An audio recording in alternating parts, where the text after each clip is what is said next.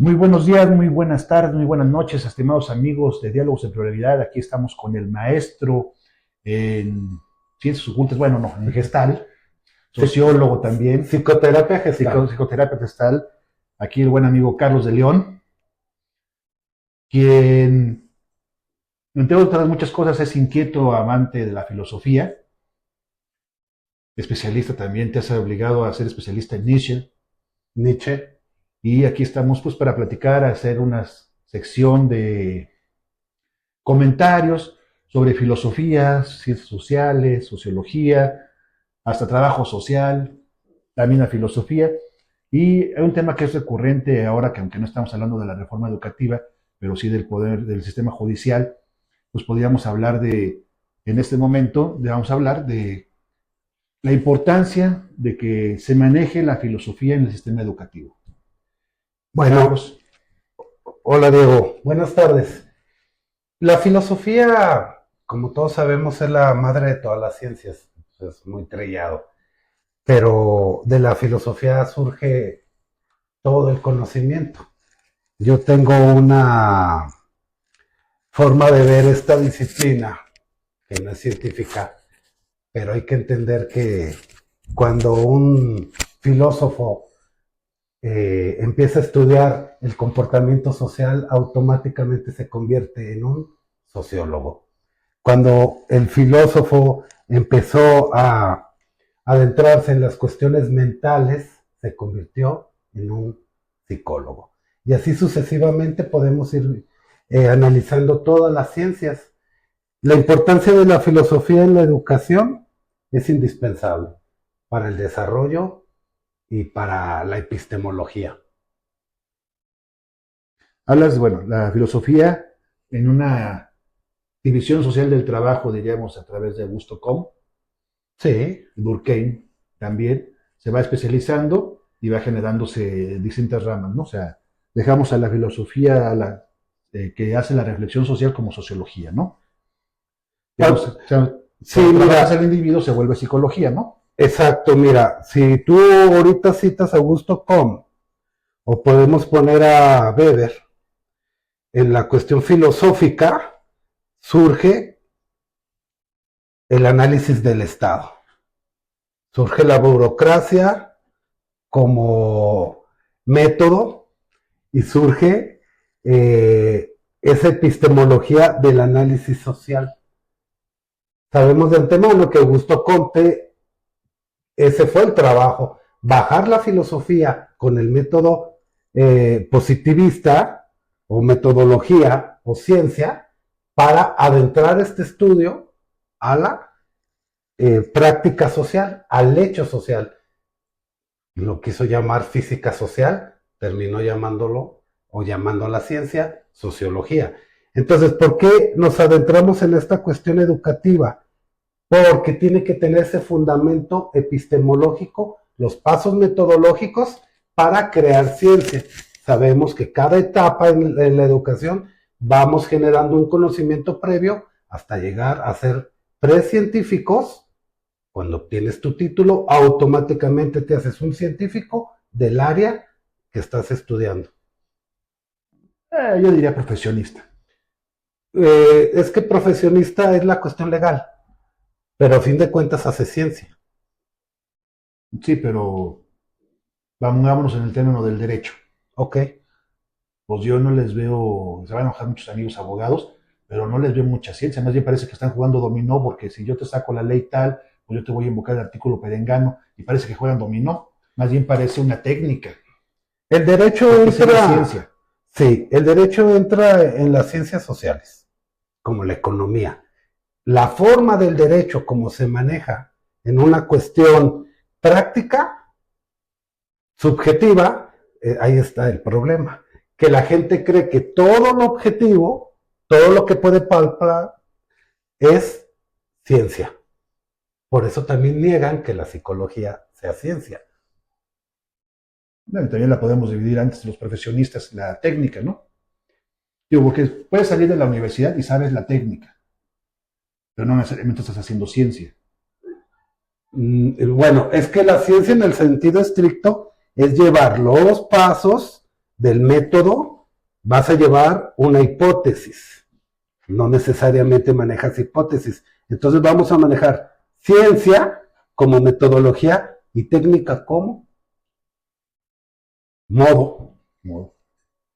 Como modo. Pero de todos modos hay un previo y es lo que siempre vamos a estar cargando los que estudiamos humanidades.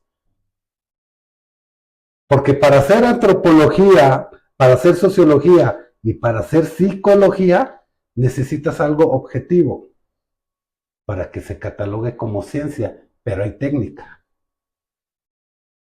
No quería establecer un método, una técnica para acercarse a su objeto de estudio. Exacto. Pero a veces en la psicología, ¿cuál es el objeto? Algo subjetivo. Algo subjetivo a través del individuo. Entonces, ¿para ti es ciencia? La psicología. Sí, podría ser ciencia. Ok, ¿y cuál es la técnica? Pues no sé, las terapias que le suelen hacer a un X grupo que ya lo tienen diagnosticado con una enfermedad o con un trastorno, ya pues no estás haciendo ciencia porque ya tienes un método que ya alguien más elaboró y tú nomás lo estás aplicando. Psicometría. Es una técnica. Por eso, digamos, la psicometría se maneja desde algo subjetivo del sujeto, pero lo tienes que bajar al mundo objetivo porque te puede servir hasta para un perito. Muy bien. ¿Y su importancia en el sistema educativo? Digo, porque en las reformas educativas desde el tiempo de Vicente Fox, pues se ha estado quitando, con Cedillo también se recortaron la participación de las materias de filosofía en bachillerato. Pues, ¿sería importante regresar a esas materias? Sí, porque lo que pasa es que la cultura, y aquí hubo un ejemplo muy claro, el de Japón, que todas las cuestiones sociales, la educación, culturalmente en Japón no necesitaban darla o impartirla en una escuela, porque su misma cultura va guiando. Eso pasó en Perú, quisieron adoptar el sistema de Japón, no, pues el latino no es, no, al latino lo tienes que guiar en un centro educativo, porque la educación es totalmente diferente. O sea, me refiero a la educación de la casa. Es totalmente diferente a la educación de la casa del japonés. Y eso pasó en Perú. O sea, digamos que en la casa les enseñaban, en la casa del japonés le aprendía la misma filosofía que estaba incluida en el paquete familiar. Y en esos países de la cultura latina, pues estos países occidentales, pues la verdad es que es muy deficiente la preparación de los padres y que pues todavía tenemos terraplanistas. O diferente. Entonces, para homogeneizar y poder dar una tabla rasa y poder generar un piso parejo, pues el Estado tiene que incluir esas materias. Diego, es que aquí entra la cuestión moral, la cuestión moral como educación, porque digamos, en los colegios, la estructura educativa de Japón, hay un día que se dedican a limpiar, o sea, como si fuera una actividad.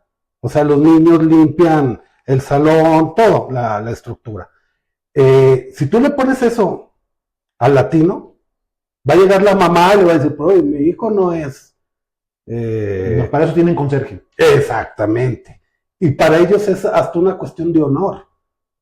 Uso, lavo y agradezco. Aquí el latino no. Entonces, cuando tú quieres implementar un sistema totalmente ajeno a tu estructura, va a haber un choque. Eso pasó en Perú.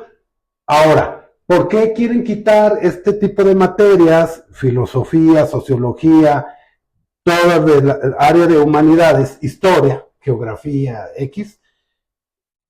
Por lo que te decía al inicio. Es que, ¿qué mide la historia? Subjetividades. ¿Quién escribió la historia? Ah, pues la escribió el vencedor, lo típico, te vas con esa falacia. Entonces, ¿qué me estás dando de historia? Pues una mentira porque la escribió el ganador. Entonces, automáticamente se va introduciendo esa información a las nuevas generaciones. Tan así que hay gente que ha dudado del holocausto, con la falacia de que yo no lo viví, y que lo que está en Polonia, los centros de concentración, los hicieron para turismo. Asustar con el petate del muerto. Entonces, ¿por qué es indispensable? Ok, Vamos a partir desde ok, no existió nada de lo que a ti no te consta. Vamos a esa premisa, digamos, como filosofía. No existió nada de lo que a ti te consta, y lo que tú sabes es porque lo leíste, viste un documental, pero no lo viviste. O sea, no viviste el inicio de la independencia. Es más, no sabes si hubo independencia. Alguien lo contó. Para eso te sirve la filosofía. Para tener un sentido crítico de la acción. ¿Por qué tú niegas, vamos a suponer, la conquista? O sea, la conquista de España en América. Sí, pero no niegas el idioma. O sea, tú estás... Por eso vamos a otro trauma del pueblo mexicano. Odio a los españoles, pero lo alimento a la madre en español. Exacto. Entonces, estamos manejando falacias. En la filosofía, vamos a suponer, vamos a quitar geografía, historia, sociología. Esto es lo que te sirve para la educación, para que tú tengas un sentido crítico y un sentido de análisis de todo lo que vas apropiando, para que tu fundamento no sea una base falsa. No estamos hablando de verdades absolutas, sino un análisis previo, que ahí entraría la metodología o la técnica, como tú dices. O sea, ¿qué hace un historiador? Documentarse. Ahora, ¿qué validez tiene este libro o este libro para decir, este es el verdadero y este es el falso? Pues empiezas a relacionar las variables de la historia. ¿Qué pasó? Pongo el ejemplo claro de, ¿cómo se llama? Miguel Hidalgo. O sea, Miguel Hidalgo no propuso ni la independencia. No, el que habla de la independencia ya es Madero, es Morelos. Ok, él sí hace la lucha, él duró 40 días. Y gritó Enrique VIII, o sea, no fue ni... O sea, hay una constitución de Apatzingán donde se va a generar un nuevo reino. Ok, entonces te venden esa idea, tú la compras, no quiere decir que esa idea es falsa o es verdadera. Simplemente, ¿para qué te va a servir la filosofía, la sociología, el derecho, para ir manejando variables? Y que lo que tú compartas no va a ser una verdad absoluta, como sociólogo, como filósofo, como antropólogo o como abogado, sino una verdad lógica conforme a un método, que no sea una ocurrencia. En la educación tienes que llevar un método, un sistema que nos lleve a una verdad, valga la expresión, lógica, no absoluta, porque aquí no se manejan absolutos. Pero hablamos no de un método, sino de varios métodos que puedes establecer. Pues puedes utilizar cualquier método ¿cómo se llama? Que se adapte a lo que estás investigando. Digamos, en las materias de ciencia, sociedad y valores que se aplican de las primarias y las secundarias. A ver, vamos a suponer, ¿por qué debate la gente una conclusión X, digamos, sociológica? No sociológica en cuestión cuantitativa. Es que tal sociólogo dice X cosa. ¿Y por qué no se debate la antropología? Por la técnica que utiliza el antropólogo, acción participativa. Yo fui 6 meses a la Sierra Tarahumara y aquí está mi reporte. ¿Quién le va a debatir que su reporte de acción participativa no es ciencia o no es un fundamento científico? Ahora, que lo haya hecho todo mal, o que haya, bueno, en acción participativa, él es parte del fenómeno. Sí, ya hablamos por ahí de otros problemas de, ya ya estás participando, ya modificaste el objeto de estudio. Ok, y va a haber la gente que le gusta contra la falsación. Oye, pero ya el hecho de que tú hayas estado dentro de la tribu, Raramuri, bla, bla, bla, pues no es válido, pero hay algo objetivo. Fíjate, como decían, confiable o válido. Confiable o válido. El otro va a decir, yo hice la investigación. El otro va a decir, contaminaste el ambiente. Está bien, pero hay un fundamento. O sea, hay ciencia y hay objetividad. ¿Qué pasa con ¿cómo se llama? Con el historiador o el sociólogo, que el sociólogo, si no maneja encuestas o entrevistas o algo así que fundamente, pues siempre va a quedar como una opinión. pero tú sabes que la opinión pues es una ocurrencia de, yo puedo opinar ahorita de lo que yo quiera. Pero bueno, hablando de antropología y sociología, ya no queda muy clara la división entre las dos. Digo, alguna vez compañeros del Instituto Nacional de Antropología decían, la definición entre sociología y antropología era muy sencilla. Si hay pavimento, es sociología. Si hay terracería, es antropología. O sea, porque ya vemos antropólogos haciendo encuestas, sociólogos haciendo etnografías. Digo, desde que Bourdieu lo puso de moda, o sea, ya las dos disciplinas... Es que no hay diferencia. Ya trabajan, pues bueno, no hay diferencia porque siguen con el mismo objeto de estudio, sigue siendo la cultura del hombre, ¿no? Y es que no hay diferencia, o sea, un sociólogo bien preparado puede hacer prácticamente un estudio antropológico. ¿Sí? ¿Y un filósofo? No, el filósofo no. El sociólogo puede hacer un estudio antropológico y un antropólogo puede hacer un estudio sociológico sin bronca, si hace la técnica adecuada para aterrizar el objeto de estudio o el hecho. ¿Sí? Porque si tú eres sociólogo y te vas a hacer encuestas, bueno, es un estudio sociológico en la Sierra Tarahumara.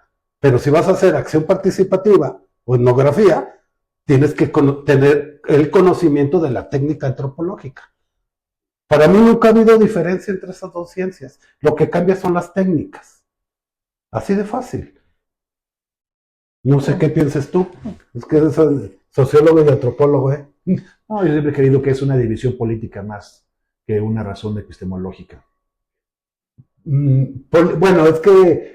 Luego ya después hablaremos de los traumas entre los franceses y los ingleses, de por qué unos se fueron a llamarle sociología y otros se fueron a la antropología, la intervención de los alemanes, el folclore, y entonces el resurgimiento de la antropología en oposición a la sociología como la ciencia del capitalismo. Pero el problema aquí es la creencia. ¿Qué te da más caché? Es un antropólogo 1000 veces que un sociólogo. Son más famosos los antropólogos que los sociólogos. Bueno, mira, el sociólogo lo ven más como el intelectual que te puede hablar de cualquier cosa utilizando las palabritas de un análisis hasta sin salir de su oficina. Pero el antropólogo no. O sea, el antropólogo para opinar sobre algo tiene que lo vivió. Exacto, pero tiene que tener esa técnica, o sea, para fundamentar lo que está diciendo. Y la ventaja que tiene el sociólogo sería como más intelectual. O sea, el sociólogo, prácticamente, el sociólogo no sale de su oficina. Prende la tele, lee el periódico, ahorita en internet, y ya hace su análisis. Bueno, pero eso yo te podría decir que es un sociólogo que se dedicara al análisis de la cultura popular de los medios masivos de comunicación. Pues, a ver, ¿qué hizo Foucault?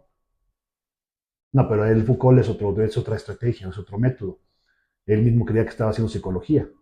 ¿Y cómo se llama? Y es algo similar a lo que le pasa a Weber. Max Weber está creyendo que está haciendo economía y cuando todos descubren, no, mi chavo, estás haciendo sociología.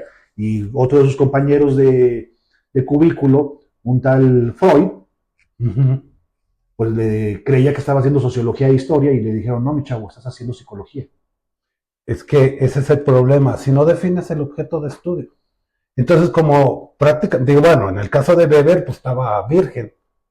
Él se fue en la cuestión. Sí, Freud también, o sea, no. Pero digamos, en los estudios antropológicos, no te equivocabas en el objeto de estudio. Bueno, hasta que alguien fuera a la misma isla que tú fuiste y dijeran, no, lo que tú observaste. Sí, pero ya va a ser otro contexto, porque ya, si en esa tribu eran 100, aquí hay 50 y ya contaminaste, pero vas creando conocimiento. Y cuando tú fuiste no había tenis Nike, pero cuando tú fuiste ya los dejas ahí y ahora resulta que consumen tenis Nike y Coca-Cola. Exactamente. O sea, el siguiente antropólogo va a ver los efectos de haber estado contaminados por un antropólogo, ¿no?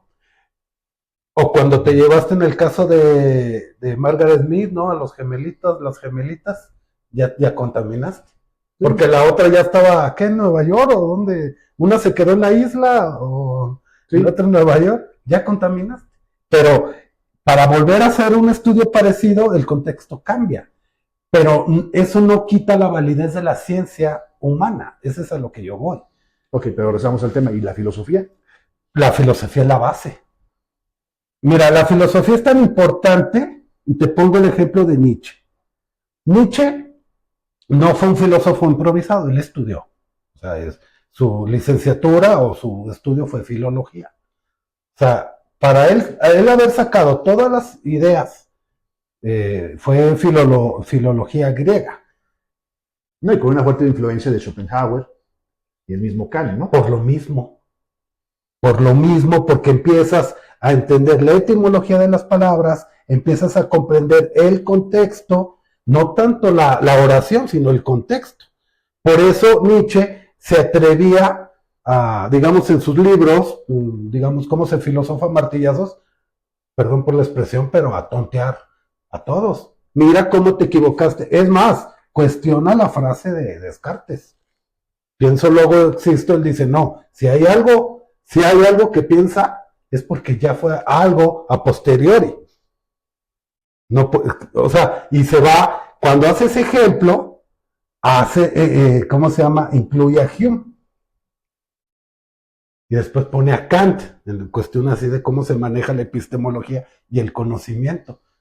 Y se queda obviamente con la idea de Hume.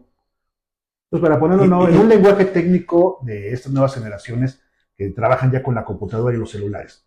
O sea, la filosofía. Antes de que llegues a las ciencias sociales, pues tienes que entrenar con un lenguaje básico. Y ese lenguaje de programación está en la filosofía. Matrix. Mira, ahorita todos los que se meten a una red social, Diego, están haciendo un trabajo sociológico.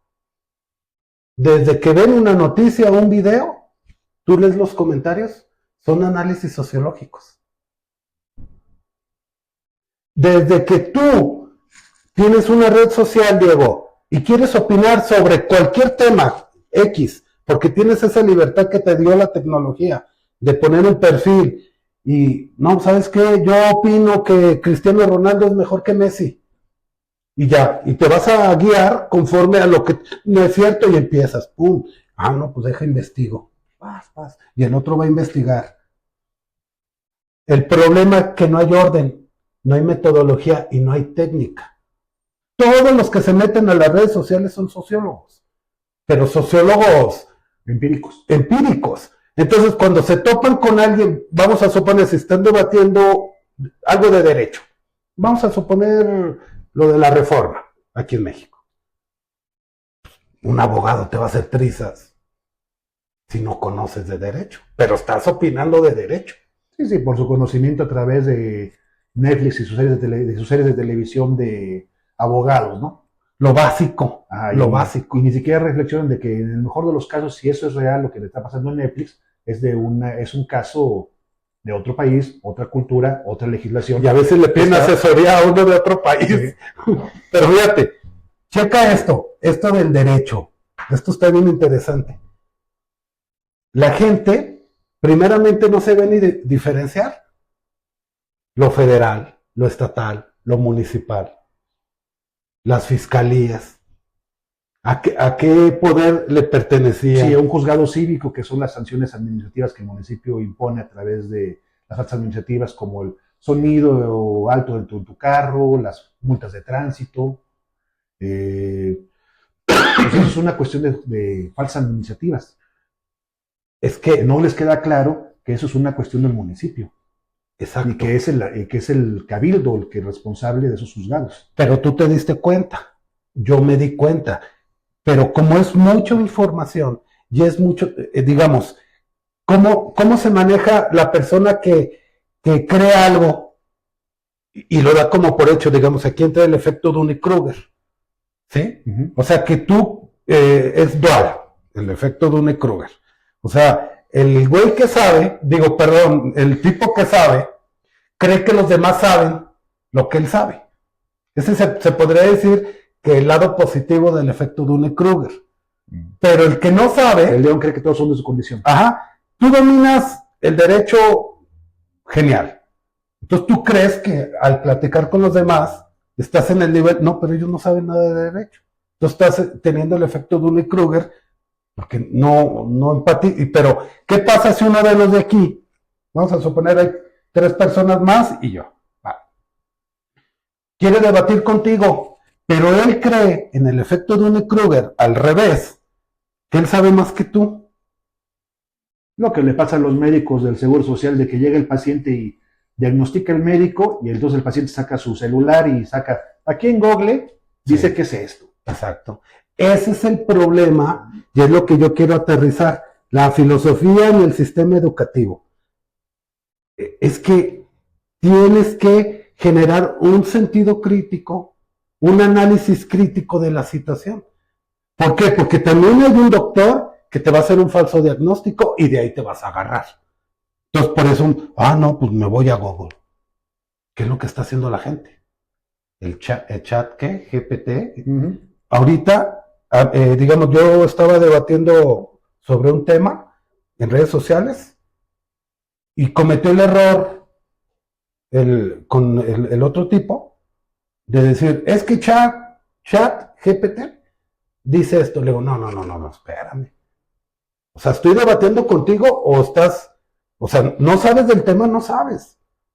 ¿Qué está pasando aquí? Que hay tanta información.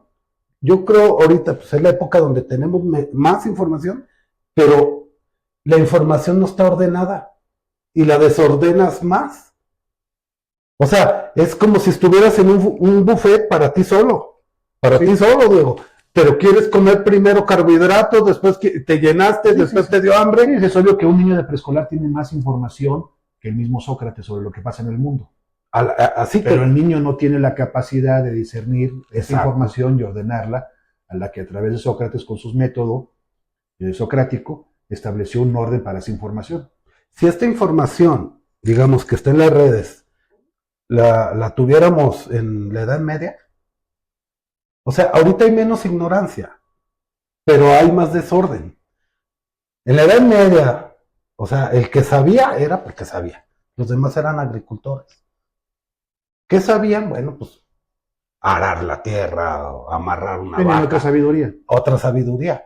Pero en cuestión intelectual no. Y ahorita todos son intelectuales, Diego. Ese es el problema. ¿Por qué es tan importante la filosofía en el sistema educativo? Para que ordenes las ideas. Por eso la computadora se le llama ordenador. Ordenes. Ahorita tú crees que porque viste un partido de fútbol, fíjate, y esto lo dijo Humberto Eco antes de morir. Las redes sociales están llenas de idiotas. Porque ahorita, pum, pum, pum, la información se va. Dice, antes al que se creía que sabía, iba a un bar y decir, no, pues no, lo callaban con un golpe. No, ahorita se hace viral un comentario tuyo y te sientes ya el intelectual. No está mal, esto también tiene su lado positivo. Porque ¿quién va a sobresalir aquí? El que ordene mejor la información y tenga sentido crítico. Pero tienes que tener una base filosófica, una hermenéutica. Por eso cuando me dicen unos, bueno, yo, oye, bla, yo, pues, ¿cuál fue tu hermenéutica? Pues no, o sea. Sí, ¿cómo organizaste tu información para llegar a tu conclusión? Exacto. O cuál, es que este libro es muy difícil, digamos, cuando dicen Hegel. Es muy difícil, pues Hegel nada más era tesis, síntesis y antítesis, era dialéctica. Es que es muy difícil. Bueno, a ver, ¿cuál fue tu interés de leer? ¿O te fuiste con lo que escuchaste en las redes sociales que te introyectan automáticamente? Es difícil. Ya para ti ya es difícil. O sea, Hegel no es difícil porque nada más utiliza una dialéctica. Es A más B igual a C y este C es el nuevo conocimiento. Punto. Ahora, que se utilizaba unos librotes de este vuelo para explicar eso, pues era un ejercicio. Digamos, en mi caso Kant, en la cuestión epistemológica, el conocimiento científico de cómo se genera. Kant es pésimo filósofo para mí, en sus conclusiones, pero es excelente para que te enseñes de filosofía. O sea, como método. Sí, como método. Para mí Kant es mejor, o sea, estudiar a Kant es mejor que leer a Nietzsche.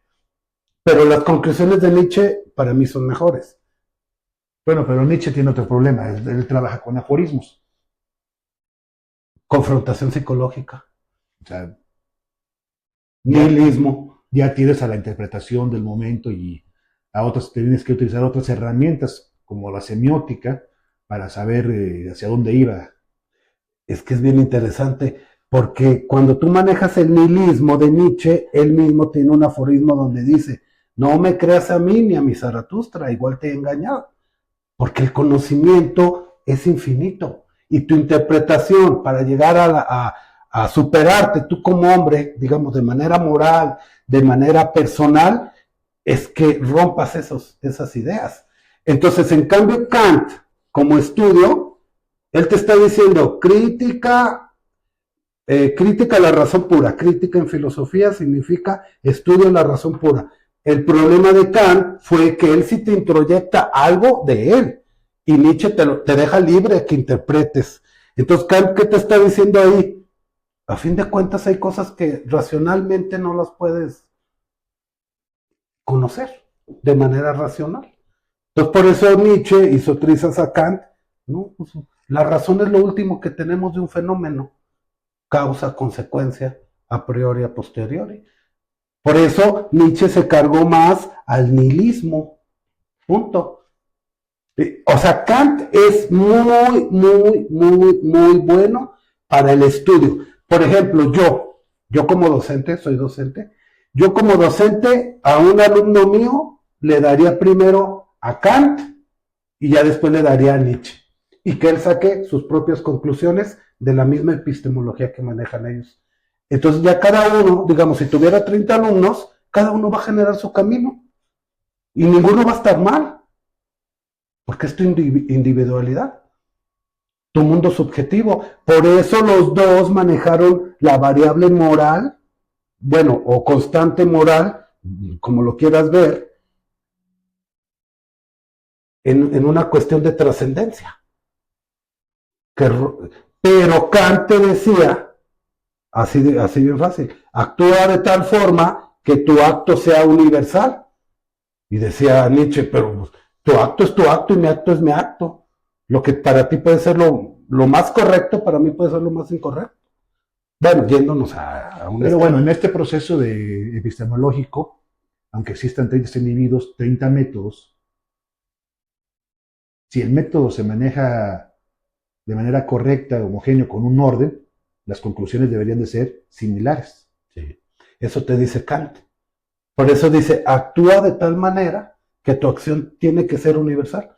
O sea que mi moral y tu moral, Diego, digamos, de no tirar basura en la calle, el ejemplo más básico, si de no tirar, es porque todo el mundo lo tiene que hacer. O sea, no tirar basura. A que no nos jodamos. Ajá. Porque la moral, muchos dicen, que colectiva, que no colectiva, que es subjetiva. Sí, pero hay una ley. O sea, si tú pondrías a Kant, Kant sería abogado. Porque te va a decir, aquí dice. Y en el artículo tal es multa administrativa porque aquí está. O sea, si tú, es más, llegamos al momento en esta sociedad que te tienen que poner letrero de no tirar basura. Te tienen que poner letrero de no fumar. Fíjate nomás. O sea, entonces, ¿qué te está diciendo Nietzsche? No, tú no necesitas un letrero que te digan, porque hay mucha gente que te dice, y tú sabes, como abogado, está la entrada de una cochera, está la cochera, vía pública. Bueno, aquí en Aguascalientes, el reglamento te dice, aunque sea entrada de cochera, tú tienes que tener un letrero de cochera en uso. Y aquí entra la filosofía de interpretación de todo. Porque te topas moralmente con alguien que te dice, espérame, automáticamente ahí es una entrada, yo no me tengo por qué estacionar. Pero el que sabe de la ley va a decir, oye, espérame, oye, ¿y tu letrero? Exactamente, ese sería un kantiano. Y aquí en Nietzsche diría, bueno, no necesito el letrero para saber que esa se puede usar. Al darme cuenta que eso es una cochera. Exacto. Entonces yo cuando tengo debates en las redes sociales, no, pues es que tú eres de los que, fíjate cómo empiezan a utilizar una cuestión muy básica, por eso hace falta filosofía en la escuela. Este es un dilema muy padre, porque yo puedo decir, ok, yo tengo la libertad, porque la libertad entra mucho aquí, de estacionarme donde yo quiera mientras no esté prohibido, como sea, como esté la estructura. Pero si yo ya tengo el conocimiento, yo ya puedo hasta abusar de eso. Entonces, ¿qué pasa aquí? El que lo sabe puede decir, yo dejo aquí mi carro, después no. En el artículo tal dice que tú tienes que tener el letrero de prohibido estacionarse. Entonces te va a decir el otro, oye, pero por obviedad, ¿sabes qué estaciones? ¿Quién gana ahí? ¿Quién ganaría? Es una interpretación que tiene que hacer el juez de lo civil. Exactamente. ¿Y con qué se va a basar? Con lo orgánico. Entonces, me dicen unos, pero entonces tú eres, fíjate cómo empiezan a la falacia de relación. Entonces tú eres de los que se están. No, yo no lo hago con letreros y letrero. Pero estoy consciente que la vía pública es pública. Porque la entrada no es tu casa empieza desde donde te marca la escritura. Por eso tienes que avisar. Y la banqueta no es tuya. Exactamente. Entonces tú tienes que avisar que está en uso. ¿Qué pasa aquí? Filosofía en la educación. ¿Por qué tienes que tener en un hospital un letrero de prohibido fumar? Cuando vamos a suponer por simple lógica, ahí no se tiene que fumar. Entonces va a llegar alguien, no veo ningún letrero, yo voy a fumar. Pero ¿qué va a decir otro? ¿Se puede fumar? ¿Qué va a decir otro? No me interesa si haya letreros, se pueda o no se pueda, que ese sería el más deschavetado. Por eso es indispensable la filosofía en la educación, pura interpretación. Para dar un método. Exacto. Un método crítico que nos pueda permitir vivir todos juntos. Pues es que de eso se trata. Pues bueno, mi estimado Carlos, pues demos una despedida. Muchas gracias por estar escuchándonos, viéndonos. Y pues la idea es seguir debatiendo así temas del día común a través de la filosofía, las ciencias sociales. Muchas gracias. Carlos. Gracias, que estén bien, un saludo. Gracias.